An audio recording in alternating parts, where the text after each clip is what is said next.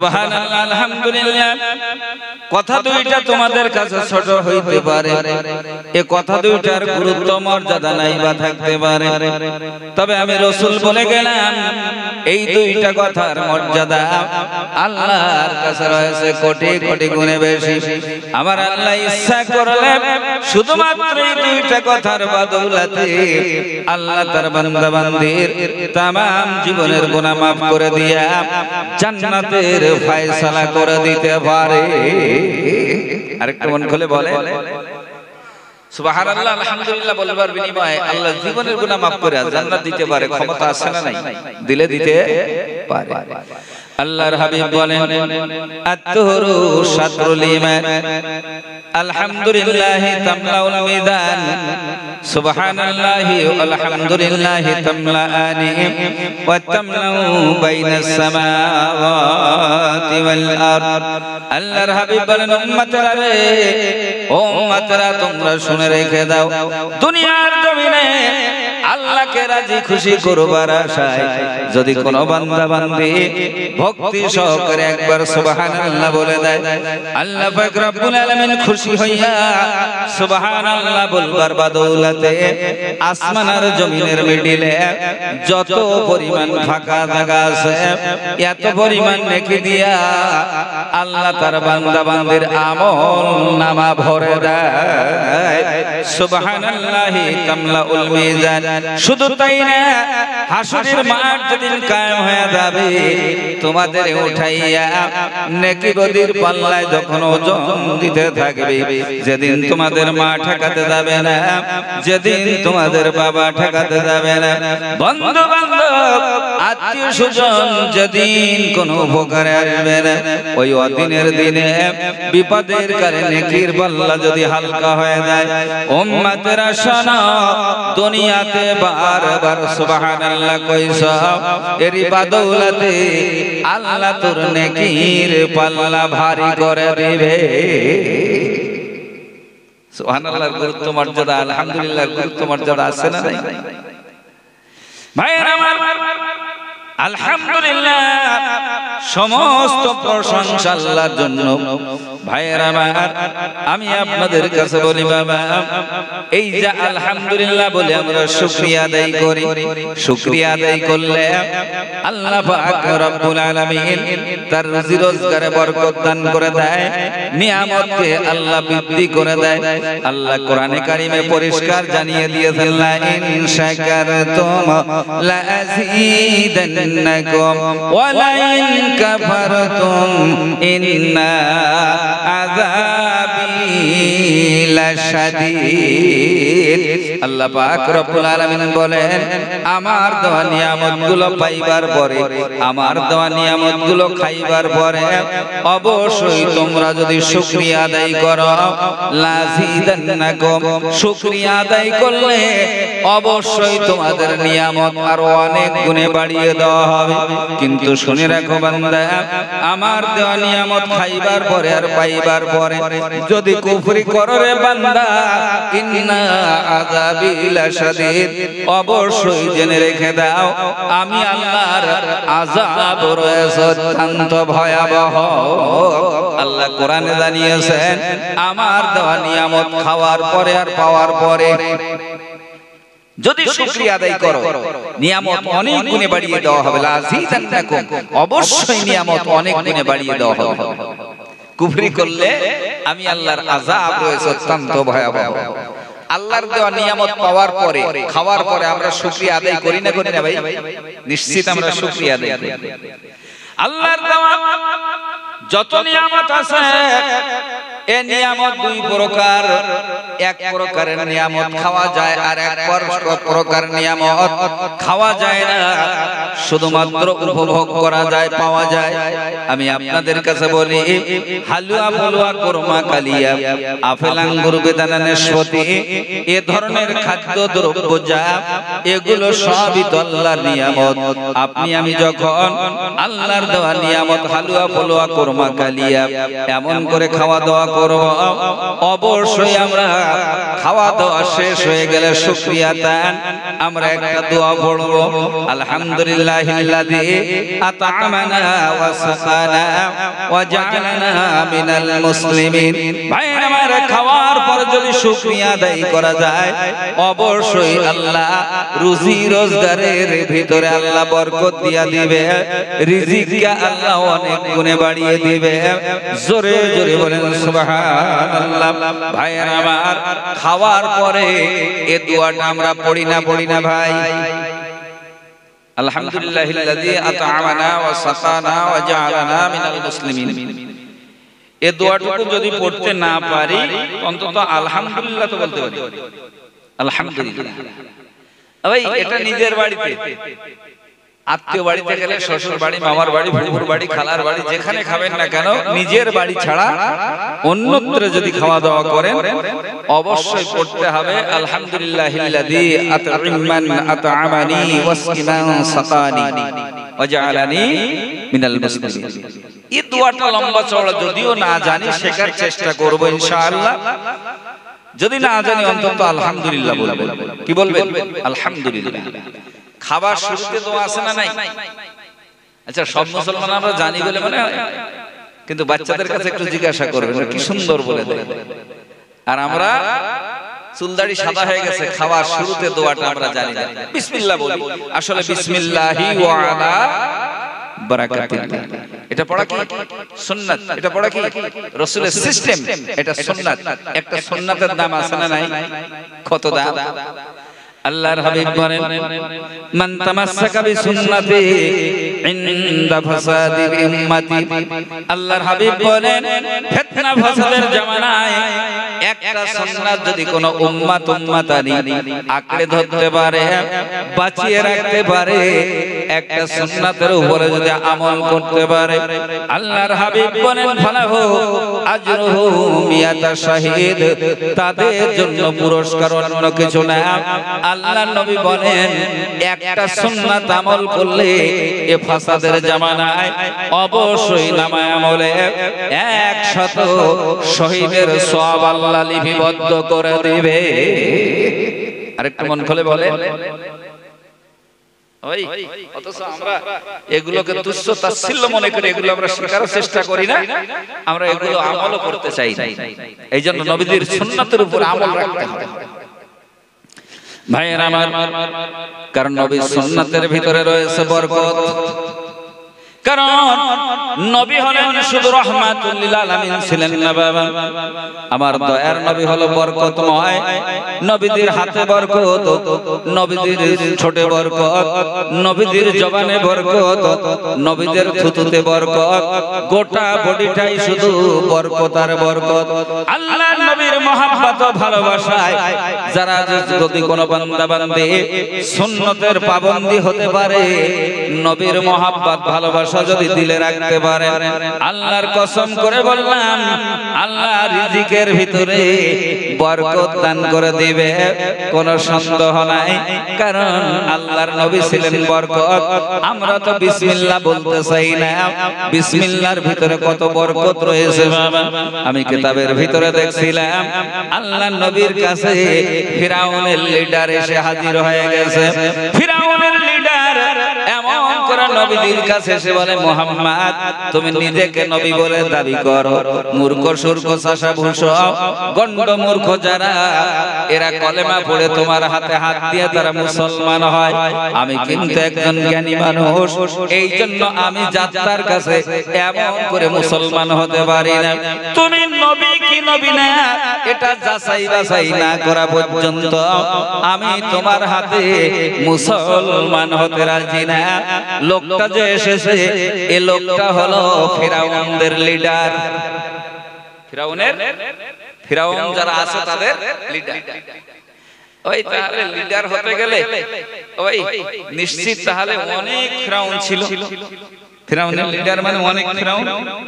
দুনিয়ার জমিনে ফিরাউনের সংখ্যা কত? আল্লাহর নবী বলেন, মুসা নবীর জামানায় যে ফিরাউন ছিল ওই ফিরাউনটাকে আমরা ভালো জানি। মুসা নবীর জামানায় যে ফিরাউন, এই ফিরাউনকে আল্লাহ পাক রব্বুল আলামিন পানিতে ডুবিয়ে মেরেছিল, পানিতে ডুবিয়ে দিয়েছিল বাবা, আমরা ঘটনা জানি। আমি আপনাদের কাছে বলি বাবা, একেবারে কপাল ফাটা হতছাড়া না হলে, ভাইয়ের আমার, কপালে ছেটা না লাগলে সে ব্যক্তি পানিতে ডুবে মরতে পারে না, নিশ্চিত তার কোনো গন্ডগোল রয়েছে। এই জন্য কিতাবের ভিতরে দেখছিলাম নবীর মহব্বতের ভালোবাসা যাদের দিলে থাকবে, আল্লাহর কসম করে বলি তার তো রুজি রোজগারের অভাব থাকবে না। শুধু তাই না, নবী প্রেমী বান্দা যারা হবে, বান্দি যারা হবে, এদেরকে আল্লাহ পানিতে ডুবিয়ে মারবে না, এরা জীবনে এদেরকে আল্লাহ আগুনে পুড়িয়ে মারবে না। আর মরণের সময় নবীর মহব্বত অন্তরে থাকার জন্য বিনা কলেমায় লোকটা মৃত্যুবরণ করবে না। জোরে জোরে বলেন সুবহানাল্লাহ। নবীর মহব্বত থাকলে অবশ্যই তার জবান দিয়ে কলেমা জারি হয়ে যাবে। ফিরাউন ছিল নবী বিরোধী লোক, নবী রাসূল বিরোধী লোক, আল্লাহর দুশমন, নবীর দুশমন। এই জন্য তাকে আল্লাহ ডুবিয়ে মেরেছিল। কোথায় কোথায় ডুবিয়েছিল? না না, নীল নদী না, নীল নদী, এটা ভুল বলছেন। আজীবন কালের জন্য এটা শুধরে নেবেন। আমি বলে যাচ্ছি, ওটা ছিল লোহিত সাগর। কি সাগর? লোহিত সাগর, মনে থাকবে। আর নীল নদীতে ভাসিয়েছিল মুসা নবীকে, ওনার মা। ভাইয়ের আমার, মুসা নবীর মা মুসা নবীকে যখন ডেলিভারি করলেন, এমন সময় ফিরাউনের লোকজন হাজির হয়ে গেছে বাবা। এই ফিরাউনের লোকজন, ভাইয়ের আমার, তার বুদ্ধিদাতা যে ছিল নাম হলো তার হামান। কি নাম ছিল? হামান। ভাইয়ের আমার, হামান শব্দটা হিব্রু ভাষা। হামান শব্দের বাংলা অর্থ হলো যাদের শরীরে কোনো পশম হয় না, এদেরকে আমরা মেকুন্দে বলি বাবা। এমন করে হিব্রু ভাষায় মেকুন্দকে হামান বলা হয়, মিশরীয় ভাষায়। এই হামান গেছে বাবা লোকজন লইয়া বনি ইসরাইল গোষ্ঠীর ভিতরে, বংশের ভিতরে, ভাইয়ের আমার, চিরুনি তাল্লাশি চালাইতেছে কোন পুত্র সন্তান জন্ম নিয়েছে কি নেয়নি। ভাইয়ের আমার, চিরুনি তাল্লাশি চলতেছে। এমন সময় মুসা আলাইহিস সালামের বাপ মুসা আলাইহিস সালামকে কোলে লইয়া তিনি রুটি তৈরি করতেছিলেন বাবা। এমন অবস্থায় যখন দলবল নিয়ে হাজির হয়ে গেছে, হযরত মুসা নবীর মা এমন করে চিন্তায় পড়ে গেলেন বাবা, এখন কি করা যাবে? চেক করলে তো ধরা পড়ে যাব, আমার মুসাকে তারা কতল করে দিবে। এই চিন্তা ভাবনা করিয়া কিংকর্তব্য বিমূঢ় হইয়া, দিশেহারা হইয়া, মুসা আলাইহিস সালামের মা ছোট মুসাকে ধরিয়া জ্বলন্ত চুলোর ভিতরে ঢুকিয়ে দিয়েছে। বেঈমানের হাতে তুলে দেওয়াতে জ্বলন্ত চুলোর ভিতরে ঢুকিয়ে দিয়ে এই জ্যান্ত মুসাকে চুলোর ভিতরে দিয়েছে। ওরা চিরুনি তাল্লাশি করলাম, কিন্তু ওরা জানে বাচ্চাকে কোনদিন আগুনের ভিতরে ঢুকিয়ে রাখতে পারে না। জ্বলন্ত চুলো দাউ দাউ করে জ্বলতেছে, এখানে তো কোনো মানুষের বাচ্চা থাকতে পারে না। এই জন্য তারা চুলোটা দেখি নাই বাবা, এরা চেক করে পাইল না। এরা যখন চলে গেল, মুসা নবীর মা কান্দার বেলা, আল্লাহ এমন করে মুসার আমি জ্বলন্ত চুলোয় ঢুকিয়ে দিয়েছি, এতক্ষণ হয়তো পুড়িয়ে ছাই ভস্ম হয়ে গেছে। মুসা নবীর মা কানতে কানতে যেই মাত্র চুলোর কাছে গেছে, দেখে হযরত মুসা আলাইহিস সালাম হাত পা নেড়ে নেড়ে চুলোর ভিতরে খেলা করতেছে। জোরে জোরে বলেন সুবহানাল্লাহ, নারে তাকবীর। রাখে আল্লাহ মারে কি আগুন কোন ক্ষতি করতে পারবে? ইব্রাহিম নবীর জন্য অর্ডার ছিল, খবরদার আমার ইব্রাহিমকে ক্ষতি করো না। ভাই, ইব্রাহিম আলাইহিস সালামের মাও ঢুকেছিল, তার কোনো ক্ষতি হয়নি। জোরে বলেন সুবহানাল্লাহ। ভাই আমার, তবে একটা কথা বলি, জাতির পিতা হযরত ইব্রাহিম আলাইহিস সালামকে যখন আগুনে ফেলে দিল, ভাইরা আমার 10 মাইল দূরে বসে একটা ব্যাং পাছাটাকে পিছনটাকে আগুনের দিকে দিয়া এমন করে পেশাব করতে শুরু করে দিয়েছে। আল্লাহ ডাক দিয়ে বলে, ব্যাং তুমি পেশাব করো কেন? ডাক দিয়ে বলে, মাবুদ তোমার খলিলরা জ্বালাইয়া দিবে, নমরুদে পোড়াইয়া মারবে, আমি এটা বরদাস্ত করতে পারি না, এই জন্য দূরে বসে বসে পেশাব করে আগুন নেভাবার চেষ্টা করতেছি। চেষ্টা ভাই, একটা ব্যাঙ যত জোরেই পেশাব করুক না কেন, ভাই 1-1.5 হাতের বেশি যায় বলে মনে হয়? 1-1.5 হাতের বেশি যায় না, অথচ 10 মাইল দূরে বসে পেশাব করতেছে। নিয়ত কি? নমরুদের আগুন নিভিয়ে দেবে। আল্লাহ ডাক দিয়ে বলছে, তোমার এই পেশাব কি যাবে? বলে, যাক আর না যাক চেষ্টা তো করে দেখ, যাক আর না যাক চেষ্টা তো চালা।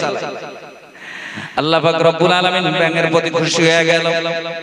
ডাক দিয়া বলে, ব্যাঙ রে, খলিলের মহব্বতে পড়ে খলিলের বিপদের সময় যে কাজটা তুমি করতেছ, তোমার পেশাব সেখানে পৌঁছাবে না। যদিও পৌঁছায় বিন্দু পরিমাণ পেশাবে, আগুন কিন্তু তেজ কমবে না। তথাপিও তোমার নিয়ত ভালো, খলিলকে সাহায্যের জন্য তুমি পেশাব চালিয়ে দিয়েছো। তবে শুনে রেখে দাও, আমি আল্লাহ তোরে এই নেক কাজের জন্য, ভালো কাজের জন্য আমি আল্লাহ তোরে বঞ্চিত করব না, আমি আল্লাহ তোকে পুরস্কার দিয়ে দিলাম। শুনে রেখে দে, দুনিয়ায় যত প্রাণী রয়েছে সমস্ত প্রাণী কুলের পেশাব হলো নাপাক, গায়ে লাগলে নামাজ হবে না, ধুইবার প্রয়োজন হবে, কিন্তু তোর পেশাবকে পবিত্র বানায়া দিলাম। তোর পেশাব গায়ে লাগলে, কাপড়ে লাগলে, না ধুইলেও ওই অবস্থায় নামাজ হয়ে যাবে। জোরে জোরে বলেন সুবহানাল্লাহ। আর নবীদের দ্বারা মেসেজ দিয়া দিব, কোন ইমানদার ব্যক্তি তোরে জিন্দেগিতে মারবে না, কোন ইমানদার ব্যক্তি তোকে মারবে না, তোর জীবনের নিরাপত্তা দিয়ে দিলাম। আর কি, তোর পেশাবকে আমি পবিত্র করে দিলাম। পুরস্কার দিয়েছে না দেয়নি? আল্লাহ পুরস্কার দিয়েছে নিয়তের উপরে। তার নিয়ত ছিল ভালো, নবীর মহব্বত কলিজায় থাকলে যদি একটা ব্যাঙের এত সম্মান আল্লাহ বাড়িয়ে দেয়, সেই নবীর মহব্বত আমাদের দিলে থাকলে সম্মান বাড়াবে না? বাড়াবে না? বাড়বে। ভাইয়ের আমার, কিন্তু গিরগেটি বলে একটা জানোয়ার আছে, জীব আছে, গিরগেটি দূরে বসে বসে ফু দিতেছে। ডাক দিয়ে বলে, কি করো? হাদিস শরীফে এসেছে, গিরগেটি ডাক দিয়া বলে, তোর খলিলকে জ্বালাবার জন্য আগুনের ক্ষমতা আরো বাড়াইতেছি, আগুনকে আরো জ্বালাবার জন্য আমি ফু দিতেছি। আল্লাহ বলেন, তোর কপালেও 12 বাজিয়ে দিলাম। মেসেজ দিয়ে গেছে আমার দয়ার নবী। হাদিস শরীফে এসেছে, কোন বান্দা বান্দি যদি এমন করে গিরগেটি কিংবা টিকটিকি যদি মারতে পারো, অবশ্যই একটা টিকটিকি বা গিরগেটি মারবার কারণে আল্লাহ কমপক্ষে 100 নেকি তার বান্দারে দান করবে। জোরে চিল্লা বলেন সুবহানাল্লাহ। নবীর দুশমন, নবীর দুশমন মানে সে আল্লাহর দুশমন। এই জন্য রাসূল ঘোষণা দিয়েছেন, একটা টিকটিকি কিংবা গিরগিটি যদি কোনো বান্দা বান্দি মারে, সঙ্গে সঙ্গে নামায় আমলে 100 নেকি আল্লাহ লিপিবদ্ধ করে দিবে। জোরে বলেন সুবহানাল্লাহ। ওই এখন আপনারা বলুন, যেই ব্যাংকটা এই কাজটা করেছিল সে ব্যাংক তো সেই কালেই মরে গেছে নাকি? কিন্তু তার জাতি ভাই আজ পর্যন্ত সম্মানের পাত্র হয়ে রয়েছে। কথা ঠিক না বল? যে গিরগিটিটা ফু দিয়েছিল সে তো নেই, অথচ তার গোষ্ঠী আজ পিটান খাচ্ছে, আর কিয়ামতের আগের দিন পর্যন্ত মার খেতেই থাকবে। এই রাস্তা চলতে যে যদি হঠাৎ করে দেখেন রাস্তার ধারে কোন একটা গাছে গিরগিটি, দেখবেন মুসলমান হলে ও মোটরসাইকেল থামিয়ে ওরে মারার চেষ্টা করে। কি বলে? পারুক আর না পারুক, খানিক সময় তাড়াবে। তাহলে যে অপরাধ করেছে সে নাই, কিন্তু তার জাতি আজ পর্যন্ত পিটান খায়। আমাদের ভাবতে হবে, এলাকার ভিতরে যদি সুসন্তান জন্ম নেয়, ওই এলাকার দাম বেড়ে যায়, এলাকার দাম বেড়ে যায়। যদি বিশ্বাস না করেন, ওই বসিরহাটের একটা দাম আছে না? নেই? বসিরহাটের কি দাম ছিল? কোনো দাম নেই, অথচ আল্লামা হুজুরের কারণে এই বসিরহাটের দাম মূল্য বেড়েছে না বাড়েনি? হাড়োয়ার মূল্য বেড়েছে, গোরাচাঁদ হুজুর শুয়ে আছে তাই, কিন্তু না থাকলে এর 4 পয়সার দাম ছিল না ভাই। কি বলে? ফুরফুরার জমিন ধন্য হয়েছে, দাদা হুজুর 5 হুজুর শুয়ে আছে তাই। জায়গার কি দাম আছে? মদিনার কোনো দাম হতো না যদি নবীজি না যেতেন, কারণ মদিনা ছিল একসময় ইয়াসরিব, কি ইয়াসরিব শহর, আর সেটা হয়েছে পবিত্র মদিনাতুল মুনাওয়ারা। ভাই আরশের দাম আছে না? আরশের দাম কত তো বলে বোঝানো যাবে না ভাই। আরশ পাকের চাইতে দুনিয়ার একটা জায়গার দাম আল্লাহর আরশের চাইতেও বেশি। সুবহানাল্লাহ বলবো না?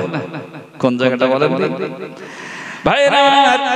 কিতাবের নাম মাদারিজুন নবুওয়াত, শাহ আব্দুল হক মুহাদ্দিস দেহলভী রাহমাতুল্লাহ আলাইহির লেখা বিশ্ব নবীর জীবন ইতিহাসের উপরে 2 খণ্ড বিশিষ্ট উর্দুতে তিনি লিখেছেন বাবা। কিতাবের নাম হলো মাদারিজুন নবুওয়াত। এই কিতাবের ভিতরে তিনি বর্ণনা করেছেন বাবা, আমার দয়ার নবী যে জায়গাতে শুয়ে আছে ওই জায়গাটার দাম কত, আর ওই জায়গাটাকে কি বলা হয়। আল্লাহর নবী হাদিস শরীফে বলেছেন, মা বাইনা বাইতি ওয়া মিম্বারি রাউযাতুন মির রিয়াজিল জান্নাহ। আমার ঘর অর্থাৎ আয়েশা সিদ্দিকা যেই ঘরে থাকতেন বাবা, মা আয়েশা সিদ্দিকার ঘর, আর ওই যে মেম্বার মসজিদে নববীর মেম্বার বাবা, ওই মেম্বার আর আমি নবীর ঘর, এর মিডিলের জায়গাটা হলো আল্লাহর জান্নাতের অংশ। জোরে জোরে বলেন সুবহানাল্লাহ। ভাইরা আমার, তাহলে নবীজি শুয়ে আছেন জান্নাতের বাগিচায়। যারা হজে গেছেন, উমরায় গেছেন, তারা বুঝবেন বাবা, আল্লাহর নবীর মেম্বার এবং মা আয়েশা সিদ্দিকার ঘর অর্থাৎ নবীর ঘর, আর ওই মেম্বারের মাঝের জায়গাটুকু, মিডিলের জায়গাটুকু স্বয়ং আল্লাহর জান্নাতের অংশ। জোরে জোরে বলেন সুবহানাল্লাহ। এই জন্য এই জায়গাটার দাম অনেক বেশি। ভাইরা আমার, আমরা আলেম ওলামারা ওয়াজ করবার সময় বলে থাকি, কোরআন হাদিসের আলোচনার মজলিস এটা জান্নাতের বাগান, এটা জান্নাতের বাগান। কিন্তু সকালে যা তাই, এটা এখনকার জন্য জান্নাতের বাগিচা।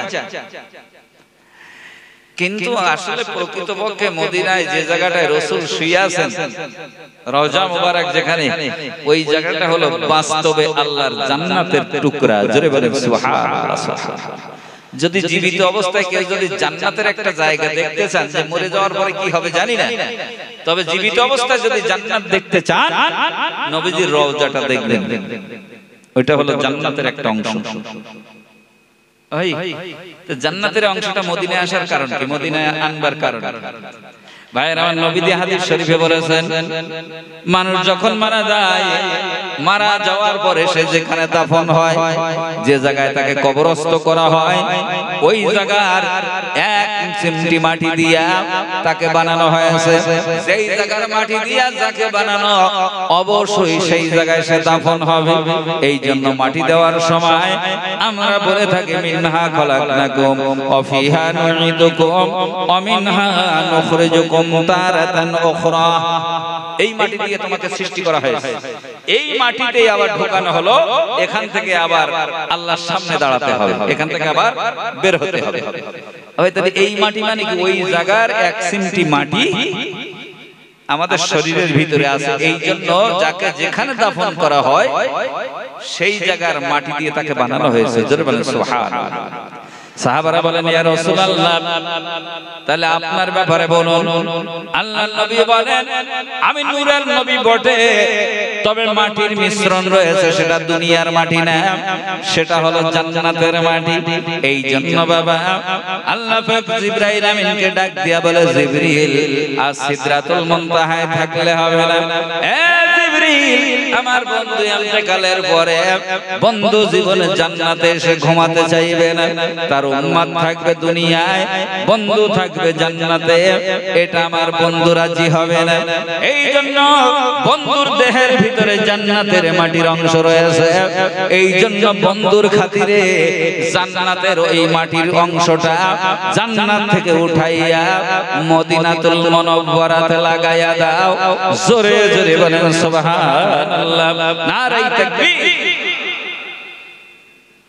এই জন্য জান্নাতের মাটি বলেই রাসূলের ঘাম পর্যন্ত ঘ্রাণ ছিল, ঘাম পর্যন্ত কি ছিল, ঘ্রাণ ছিল, অর্থাৎ সুগন্ধ, মেশক আম্বরের চাইতে সুগন্ধ। ওই আর আমাদের ঘাম অবস্থাটা কি? ভাইয়ের আমার কথাগুলো ঠান্ডা মাথায় বোঝার চেষ্টা করি। তাহলে ফেরাউনের লিডার ছিল, আমরা জানি মুসা নবীর জামানায় ফেরাউন ছিল।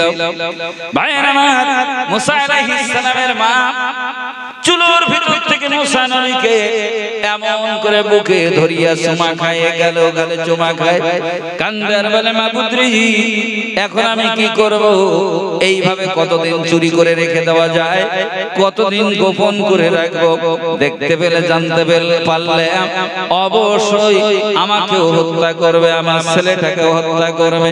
আল্লাহ পাক রব্বুল আলামিন মুসা নবীর মায়ের কাছে ওহী নাযিল করলেন, ডাক দিয়া বলে মুসা আমি আল্লাহ তোমার নির্দেশ দিয়ে দিলাম, তোমার ওই ছোট্ট শিশু বাচ্চা মুসাকে কাঠের বাক্সের ভিতরে ঢুকাইয়া নীল নদীতে ভাসাইয়া দাও। ভাইয়েরা আমার মুসা আলাইহিস সালামের মা চিন্তায় পড়ে গেলেন। আল্লাহ ডাক দিয়া বলে চিন্তার কোনো কারণ নাই, আমি আল্লাহ ওয়াদা দিলাম মুসার মা তুমি মুসাকে ভাসাইয়া দিবা। এই মুসা এমন করে তার কাছেই ধরা পড়বে যে আমার দুশমন এবং তোমার ছেলেরও দুশমন, এমন একজনের কাছে যে ধরা পড়বে। তবে আমি আল্লাহ ওয়াদা দিলাম দুশমনের বাড়ি থেকে ঘোরাইয়া তোমার সন্তান তোমার ফিরাইয়া দেওয়া হবে। জোরে চিল্লা বলে সুবহানাল্লাহ, নারে তাকবীর। মুসা নবী মা চিন্তায় পড়ে গেল, বাক্স তো একটা দরকার, কোথায় পাবো বাক্স? যদি কারো কাছে যাই, সে যদি জিজ্ঞাসা করতে করতে জেনে ফেলে, ফিরাউনের কানে তুলে দিলে সে তো আমার বাচ্চাকে শেষ করে দেবে। এই জন্য উনি চিন্তিত অবস্থায় শুয়ে আছে, কিন্তু ঘুম হয় না। হঠাৎ করে একেবারে প্রত্যুষের সময় অন্ধকারাচ্ছন্ন অবস্থা, এমন টাইমে মুসা নবীর মা শুনতে পায় কে যেন রাস্তা দিয়ে যায় আর বলে, মা মিস্ত্রি লাগবে নাকি রে মা? ও মা মিস্ত্রি লাগবে নাকি মা? আমি একজন ভালো মিস্ত্রি, কোন কাজ থাকলে আমি করে দিতে পারি। ও মা মিস্ত্রি লাগবে নাকি রে মা? আওয়াজটা মুসা নবীর মায়ের কানে পৌঁছে গেল। উনি মনে মনে চিন্তা করে, এই রাস্তায় জীবনে কোনোদিন ফেরিওয়ালা দেখি নাই, এই রাস্তায় কোনোদিন মিস্ত্রি আসতে দেখি নাই, এইরকম হাঁকা চিল্লা করতে দেখি নাই। আজকে কেন অন্ধকার আচ্ছন্ন অবস্থায় এমন করে বলতেছে মা মিস্ত্রি লাগবে নাকি? এ কথা শুনিয়া হযরতে মুসা নবীর মা রাস্তার কিনারায় দাঁড়িয়ে গেছে, মিস্ত্রিও হাজির হয়ে গেছে। ডাক দিয়া বলে, বাবা মিস্ত্রি তুমি কি কাজ করতে পারো? ডাক দিয়া বলে, এমন কোন কাজ কর্ম নাই যা আমি মিস্ত্রি করতে পারি না। কি কাজ করতে হবে বলো? বলে বাবা আমার জন্য একটা কাঠের বাক্স বানাইয়া দিতে হবে।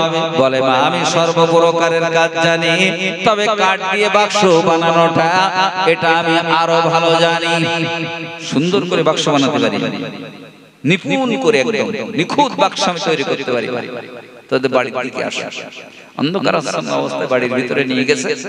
ডাক দিয়া বলে মিস্ত্রি একটু অপেক্ষা করো, সকাল হলে দোকান খুলবে, লোহার ব্যবস্থা কাঠের ব্যবস্থা এগুলো করে দেওয়া হবে। এমন করে দোকান না খুললে তো ব্যবস্থা করা যায় না। ডাক দিয়া বলে মা চিন্তা করো না, যা কিছু প্রয়োজন আছে একটা বাক্স বানানোর জন্য যা কিছু লাগে সব কিছু আমার এই বস্তার ভিতরে রয়েছে। যন্ত্রপাতি বের করেছে বাবা। ডাক দিয়া বলে মা একটু ধার দিতে হবে, শিল দিতে হবে, একটু পানির প্রয়োজন, আপনি একটু পানি নিয়ে আসেন। মুসা নবীর মা পানি আনবার জন্য চলে গেলেন বাবা। কিতাবের ভিতরে তাফসীরের ভিতরে এসেছে মুসা নবীর মা পানি আনতে গেছে, ফিরে এসে দেখে মিস্ত্রি বাক্স বানায়া বসে আছে। আরো জোরে বলা যাবে না? পানি এনেই দেখে বাক্স তৈরি। বললো মা এই তোমার বাক্স থাকলো আমি চলে যাই। ডাক দিয়া বলে মিস্ত্রি কাঠের পয়সা নিয়ে যাও, তোমার রোজের পয়সা নিয়ে যাও। মিস্ত্রি চলতে থাকে, কোনো কথা বলে না। মুসা নবীর মা পিছনে পিছনে যায়, যাইতে যাইতে প্রতিমধ্যে সামনে যায় দাঁড়াইয়া মিস্ত্রি আটকে দিয়েছে বাবা। মিস্ত্রির গতিরোধ হয়ে গেল, মিস্ত্রি থমকে দাঁড়িয়ে গেছে। মুসা নবীর মা ডাকতে বলে বাবা ও মিস্ত্রি কাঠের পয়সা নিলে না, লোহার পয়সা নিয়ে যাও, এগুলো না নিয়ে তুমি কোথায় যাও? ডাক দিয়া বলে মা কাঠের পয়সা দিতে হবে না, লোহার পয়সা দিতে হবে না, বিপদে পড়লে আমি মুসিবতে পড়লে তাকে সাহায্য করার জন্য আমি মিস্ত্রি সব সময় তৈরি থাকি। এই জন্য কাঠের পয়সা নিব না রে মা, লোহার পয়সা রোজের দাম দেওয়া লাগবে না রে মা। মুসাফির মা হাউ হাউ করে কান্দে, ডাক দেয়া বলে মিস্ত্রি রে, কাঠের পয়সা নিলে না, নিজের রোজের দামটাও নিলে না, মজুরিটা নিলে না। কে গো মিস্ত্রি, কি পরিচয়? নাম ঠিকানা না বললে যাইতে দিব না। মিস্ত্রি